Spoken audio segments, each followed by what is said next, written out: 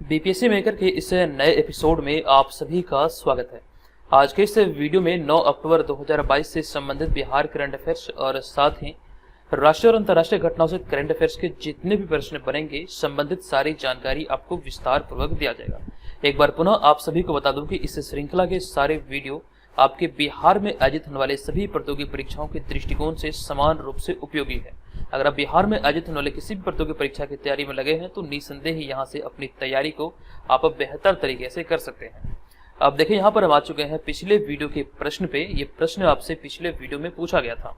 ये प्रश्न था कि नवीनतम घोषणा के अनुसार अब बिहार में विधायकों को कितनी यूनिट सालाना मुफ्त बिजली दी जाएगी। ये घोषणा अभी हाल ही में हुई थी और इसके अनुसार हम बात करें राइट आंसर की तो राइट आंसर हो जाएगा 30,000 यूनिट सालाना मुफ्त बिजली प्रदान की जाएगी बिहार में। और वहीं पे हम अगर इसे मंथली वाइज देखें तो आपको ध्यान रखना है कि कुल मिला के 2500 यूनिट बिजली जो है ये मंथली वाइज प्रदान किया जाएगा। तो इन सारे बातों को नोट करना है। हालांकि कंप्लीट जानकारी हमने आपको इसी सीरीज के अंतर्गत दिया था। चलेंगे आज की इस वीडियो के पहले प्रश्न पे, लेकिन उससे पहले आपको ध्यान रखना है कि हमारे जितने भी स्टडी मटेरियल और नोट्स वगैरह होते हैं वो सभी आपको बीपीएससी मेकर ऐप पर मिल जाएगा। एप्लीकेशन को आप प्ले स्टोर से डाउनलोड कर सकते हैं और साथ ही साथ उसका लिंक इस वीडियो के डिस्क्रिप्शन में भी दिया गया है। और 68वीं बीपीएससी एग्जाम के लिए जो pre special course BPSC maker app पर लॉन्च हुआ है इसमें एडमिशन चालू है, आप इसे ज्वाइन कर सकते हैं। यहाँ पर कंप्लीट चीज़ों का यानी कंप्लीट सिलेबस का नोट्स आपको मिलने वाला है। ध्यान रखिएगा ये आपका प्री स्पेशल है जिसमें कि आपका टेस्ट सीरीज भी इंक्लूड है। ये 68वीं बीपीएससी एग्जाम के लिए इसमें टेस्ट सीरीज भी आपको दिया जाएगा। तकरीबन 150 से अधिक टेस्ट होने वाले हैं जिसमें कि 50 फुल लेंथ टेस्ट होंगे और 100 से अधिक सेक्शनल टेस्ट होने वाले हैं। तो जो लोग इच्छुक हैं इसे जरूर ज्वाइन कीजिएगा। ऑलरेडी बहुत सारे लोग इसे ज्वाइन कर चुके हैं और इनसे संबंधित कोई जानकारी चाहिए, कोई शिकायत हो तो इस नंबर पे संपर्क कर सकते हैं और ये हमारा ईमेल आईडी है, यहाँ पर भी आप हमसे संपर्क कर सकते हैं। चलिए अब यहाँ पर हम चलेंगे आज के इस वीडियो के पहले और सबसे महत्वपूर्ण प्रश्न पे। ये प्रश्न है कि हाल ही में बिहार के किस जिले की अनीशा दुबे ने माउंट एवरेस्ट के बेस कैंप पर 18,000 की चोटी पर चढ़ाई करते हुए तिरंगा फहराया है। बहुत इंपॉर्टेंट प्रश्न है बिहार करंट अफेयर्स के दृष्टिकोण से और इस प्रश्न का हमारा राइट आंसर हो जाएगा ये रहने वाली है, यानी कि अनीशा दुबे बिहार के जमुई की रहने वाली है। ऑप्शन नंबर ए यहाँ पर इस प्रश्न का राइट आंसर हो जाएगा। तो इसके तहत हमारा पहला पॉइंट है कि हाल ही में बिहार में, देखिए बिहार में नहीं बल्कि यहाँ पे बिहार के होना चाहिए, तो बिहार के जमुई जिले की 24 वर्षीय अनीशा दुबे ने पर्वतारोहण के क्षेत्र में नया रिकॉर्ड कायम की है। दरअसल इसके तहत आपको ध्यान रखना है कि उन्होंने माउंट एवरेस्ट के बेस कैंप पर 18,000 की चोटी पर चढ़ाई करते हुए तिरंगा फहराया है। नोट कीजिएगा इनका नाम है अनीशा दुबे और ये बिहार के जमुई जिले की रहने वाली है और उन्होंने इस 18,000 फीट की ऊंचाई 13 दिनों में कंप्लीट की है। अब यहाँ पर इसी में अगला पॉइंट अनीशा दुबे की उपलब्धि से संबंधित है कि इससे पहले अनीशा दुबे हिमाचल प्रदेश की माउंट पतालसू की 14,000 फीट की चोटी पर तिरंगा फहरा चुकी है। कुछ इंपॉर्टेंट फैक्ट है जो कि नोट करने लायक है। अब देखिए यहाँ पर बात आई है जमुई की, तो जमुई के बारे में कई सारी जानकारी हमने कई बार आपको दिया है। एक बार पुनः से यहाँ पर आपको रिवाइज करा दूं कि जमुई के बारे में ही केंद्र सरकार के द्वारा पुष्टि की गई थी कि पूरे भारत में जितना भी स्वर्ण खदान उपलब्ध है उनमें से जो 44% हिस्सा है ये जमुई में है। ये जानकारी हमने आपको विस्तार पूर्वक दिया था। जमुई की बात है तो जमुई में ही पहला पक्षी महोत्सव, जो कि बिहार के दृष्टिकोण से देखें तो पहला पक्षी महोत्सव कलरव जो है ये जमुई के नागिन नकटी में आयोजित किया गया था। तमाम चीजों की जानकारी आपको दिया गया था। अब यहाँ पर हम बढ़ेंगे अगले दूसरे प्रश्न पे। दूसरा प्रश्न संबंधित है जयप्रकाश नारायण से। बहुत इंपॉर्टेंट प्रश्न है, सभी बातों को नोट कीजिएगा। प्रश्न की 8 अक्टूबर 2022 को जयप्रकाश नारायण की 44वीं पुण्यतिथि मनाई गई। बताएं कि निम्न में से किनको पदच्युत कराने के लिए उन्होंने संपूर्ण क्रांति नामक आंदोलन चलाया था। मोस्ट इंपॉर्टेंट है और इस प्रश्न का हमारा राइट आंसर हो जाएगा ऑप्शन नंबर बी, यानी कि इंदिरा गांधी को पदच्युत कराने के लिए उन्होंने संपूर्ण क्रांति नामक आंदोलन चलाया था। तो ऐसे में ऑप्शन नंबर बी यहाँ पर इस प्रश्न का राइट आंसर हो जाएगा। हमारा यहाँ पर पहला पॉइंट है कि जयप्रकाश नारायण का जन्म 11 अक्टूबर 1902 को सिताब दियारा बिहार में हुआ था, लेकिन वर्तमान समय के दृष्टिकोण से देखें तो ये क्षेत्र जहाँ पर इनका जन्म हुआ था ये उत्तर प्रदेश के अंतर्गत आता है। अब यहाँ पर इसमें हमारा अगला पॉइंट है कि उन्हें 1970 में इंदिरा गांधी के विरुद्ध विपक्ष का नेतृत्व करने के लिए जाना जाता है। दरअसल इसके तहत आपको इस बात का ध्यान रखना है कि इंदिरा गांधी को पदच्युत करने के लिए उन्होंने संपूर्ण क्रांति नामक आंदोलन चलाया था। यहाँ से कई सारे प्रश्न एग्जाम में बने हैं, नोट कीजिएगा, बहुत इंपॉर्टेंट लाइन है ये।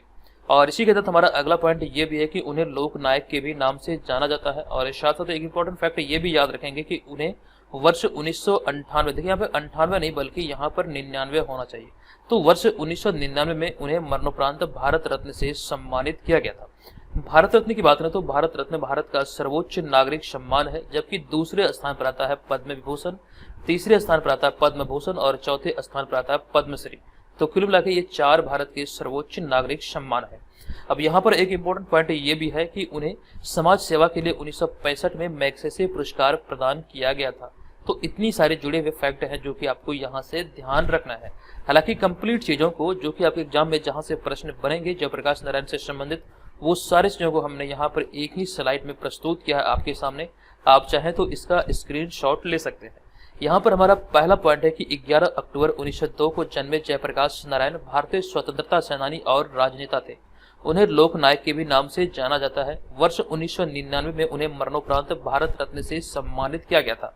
उन्हें समाज सेवा के लिए 1965 में मैग्सेसे पुरस्कार प्रदान किया गया था। अगला पॉइंट है जयप्रकाश नारायण ने इंदिरा गांधी की सत्ता को उखाड़ फेंकने के लिए यानी कि पदच्युत कराने के लिए 5 जून 1974 को संपूर्ण क्रांति का आह्वान किया था।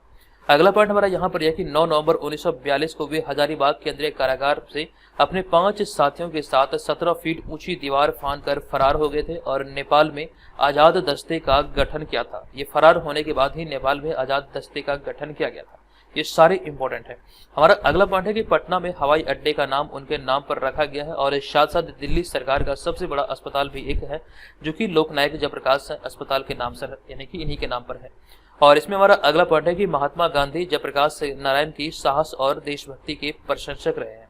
तो इतनी सारे जुड़े हुए फैक्ट है जो कि आपको नोट कर लेना है या फिर आप स्क्रीनशॉट लेकर भी चीजों को एकदम से रिवाइज करके चीजों को याद रख सकते हैं। चलिए अब यहाँ पर हम आज के इस वीडियो के तीसरे प्रश्न पे। ये तीसरा प्रश्न है कि हाल ही में 6 अक्टूबर 2022 को किस राज्य या फिर केंद्र शासित प्रदेश में पहला पक्षी महोत्सव का आयोजन किया गया है या फिर आयोजित किया गया है। तो इस प्रश्न का हमारा राइट आंसर होगा ऑप्शन नंबर सी यानी कि जम्मू कश्मीर इसका राइट आंसर है। इसके तहत हमारा पहला पॉइंट है कि हाल ही में केंद्र शासित प्रदेश जम्मू कश्मीर के अनंतनाग जिले में अपनी तरह का पहला पक्षी महोत्सव आयोजित किया गया। यहाँ से आपके प्रश्न बनेंगे कि जम्मू कश्मीर के किस जिले में इस तरह का पहला पक्षी महोत्सव आयोजित किया गया है। तो जम्मू कश्मीर के अनंतनाग जिले में अपनी तरह का यानी कि इस तरह का पहला पक्षी महोत्सव आयोजित किया गया है। इसके तहत यहाँ पर आपको ध्यान रखना है कि जम्मू कश्मीर के पर्यटन सचिव सरमद हफीज ने इस महोत्सव का शुभारंभ किया है। और यहाँ पे हम बिहार के दृष्टिकोण से देखें तो बिहार में भी पक्षी महोत्सव आयोजित हुआ था 2021 में। इसकी कंप्लीट जानकारी कई दफा हमने आपको दिया है। तो इसके तहत हमारा पहला पॉइंट है कि 16 जनवरी 2021 को बिहार के मुख्यमंत्री नीतीश कुमार ने प्रथम राज्य पक्षी महोत्सव कलरव का उद्घाटन किया है। ये आपको ध्यान रखना है 16 जनवरी 2021 को बिहार में जो पक्षी महोत्सव आयोजित हुआ इसका नाम था कलरव, जिसका उद्घाटन मुख्यमंत्री नीतीश कुमार द्वारा किया गया। और इसके आयोजन की बात करें तो कुछ समय पहले अभी मैंने आपको यानी कि कल वाले वीडियो में मैंने आपको जानकारी दिया था कि इस महोत्सव का जो आयोजन था ये जमुई जिले के नागिनक्टी पक्षी अभ्यारण्य में किया गया था। जमुई के बारे में कुछ जानकारी अभी भी कुछ समय पहले प्रश्न में हमने आपको दिया है। तो इतनी सारी जानकारी है जो कि आप ही याद रखेंगे। चलिए अब यहाँ पर हम चलेंगे अगले चौथे प्रश्न पे। हमारा चौथा प्रश्न है कि हाल ही में 8 अक्टूबर 2022 को भारतीय वायुसेना यानी कि इंडियन एयरफोर्स डे का कौन सा स्थापना दिवस मनाया गया, यानी कि इंडियन एयरफोर्स का कौन सा स्थापना दिवस मनाया गया है।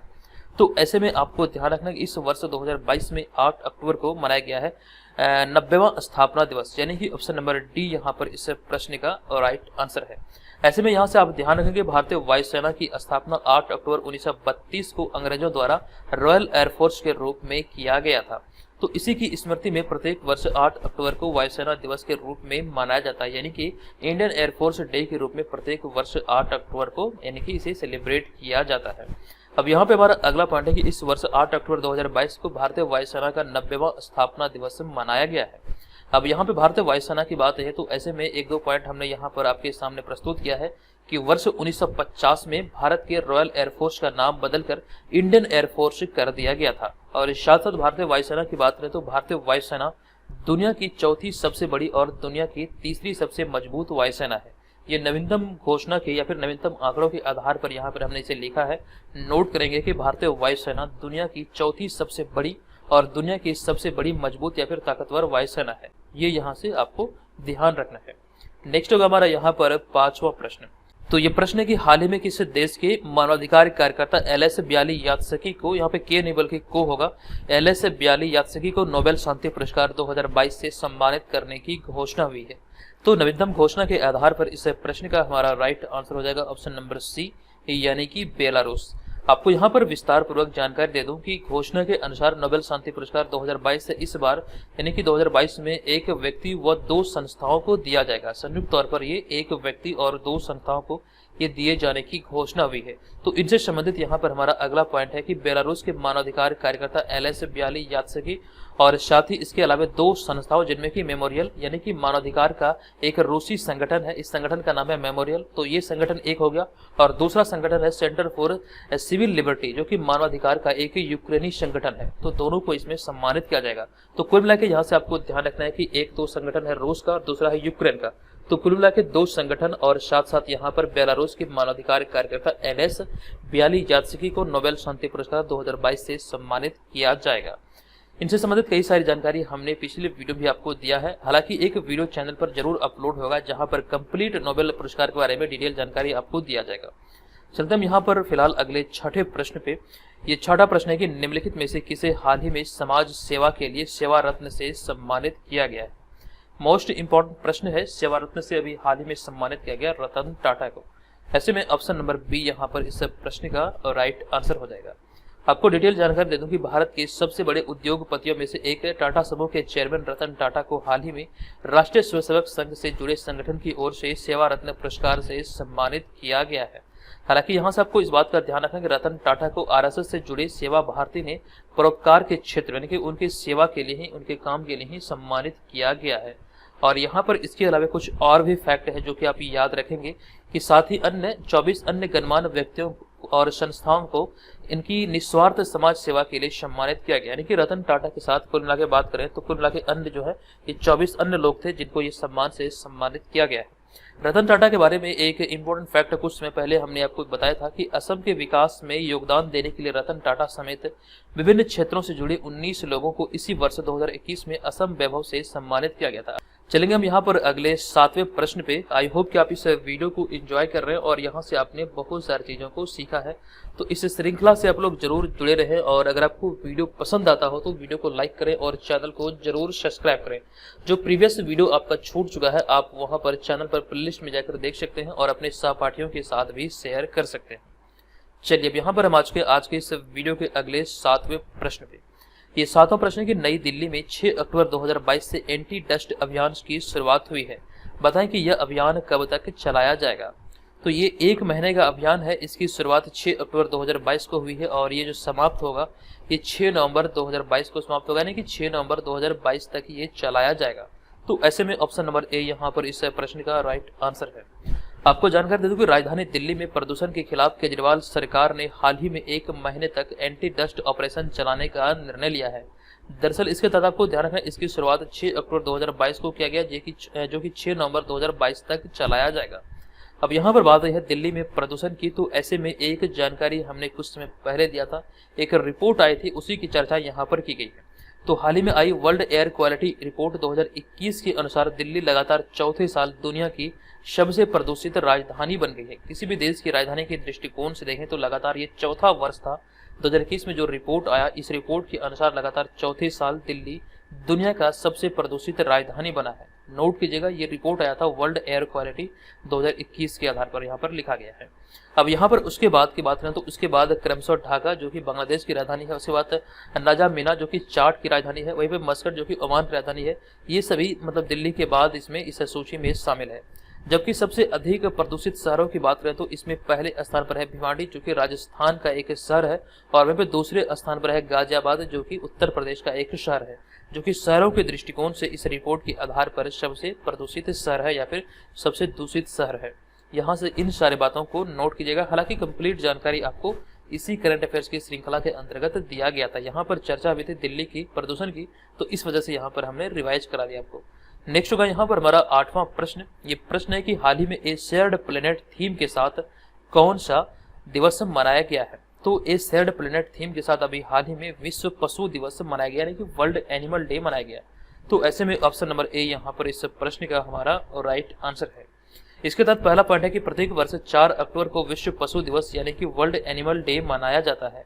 यह दिन पशुओं की दुर्दशा को लेकर लोगों में जागरूकता बढ़ाने के लिए मनाया जाता है। यही इसका उद्देश्य है, जिसको लेकर के प्रत्येक वर्ष 4 अक्टूबर को मनाया जाता है। और इस वर्ष 2022 की थीम की बात करें तो इस वर्ष 2022 की थीम है ए शेयर्ड प्लेनेट। जो भी प्रश्न आपके पिछले कुछ जो एक सप्ताह वीडियो चैनल पर अपलोड नहीं हुआ, वहां से भी प्रश्न को कवर किया जाएगा। आप लोग चिंता मत कीजिए, इसी श्रृंखला में यहाँ पर जहां तहाँ मैं उन सारे प्रश्नों को कवर कर लूंगा। ठीक है, आप लोगों को चिंता करने की बिल्कुल भी जरूरत नहीं है। आंख मूंद के आप यहाँ पर बीपीएससी मेकर चैनल पर भरोसा रखें, आपकी तैयारी बेहतर तरीके से होने वाली है। ठीक है, हमारा नवा प्रश्न है कि किस देश के स्वांते पेबो को चिकित्सा का नोबेल पुरस्कार देने की घोषणा हुई है।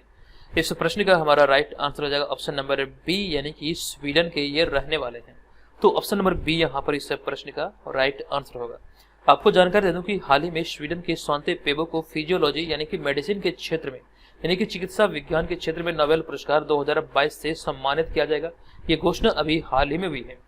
और इसके तहत हमारा अगला पॉइंट है, ये किस लिए इन्हें दिया जा रहा है। तो उन्हें विलुप्त होमिनिन और मानव विकास की अनुवांशिकी अर्थात जीनोम से जुड़ी खोजों के लिए यह पुरस्कार दिया जाएगा। ऐसी घोषणा अभी हाल ही में हुई है, ये नोट कीजिएगा।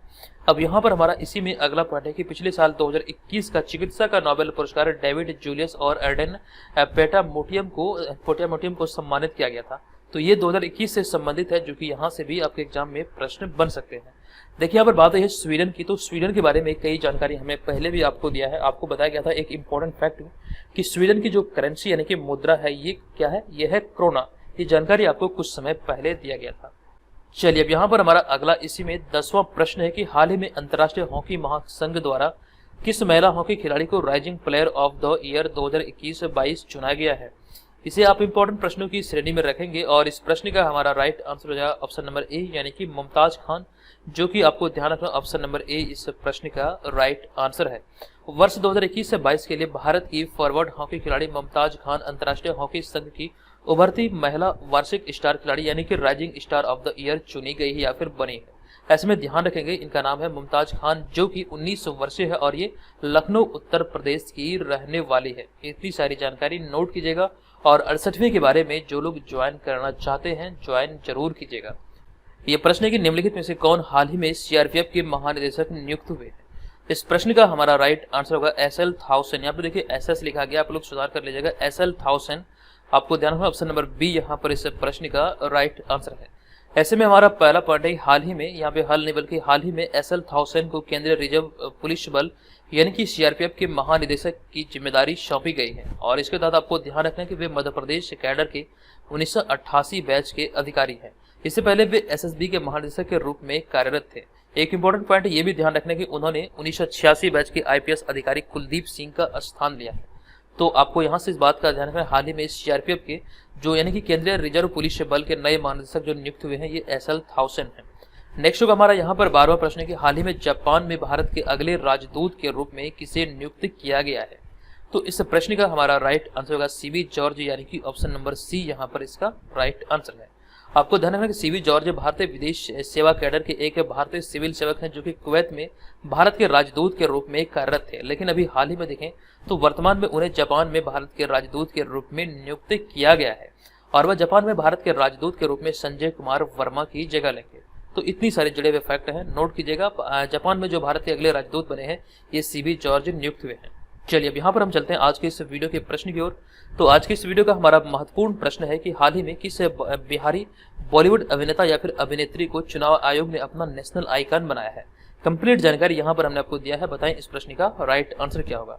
आप लोग डिटेल में कमेंट बॉक्स में लिखेंगे, लिखने से फायदा ये होता है कि चीजें आप लंबे समय तक याद रखने में सक्षम हो पाते हैं। तो दोस्तों आज के इस वीडियो में इतना ही। ये वीडियो आपको कैसा लगा कृपया आप लोग कमेंट करके जरूर बताइएगा।